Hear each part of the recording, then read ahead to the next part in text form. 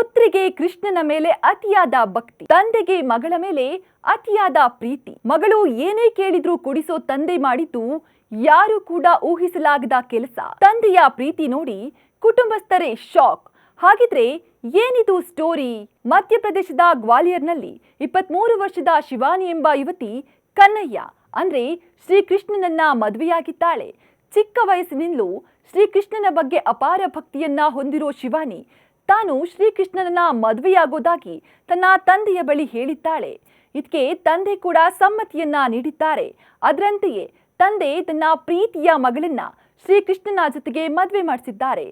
ಗ್ವಾಲಿಯರ್ನ cancer ಹಿಲ್ನಲ್ಲಿರೋ ಶಿವನ ದೇವಸ್ಥಾನದಲ್ಲಿ ಕುಟುಂಬಸ್ಥರ ಸಮ್ಮುಖದಲ್ಲೇ ಹಿಂದೂ ಸಂಪ್ರದಾಯದಂತೆ ಶಿವಾನಿ ಗೋಪಾಲನನ್ನ ಕೈ ಹಿಡಿದಿದ್ದಾಳೆ.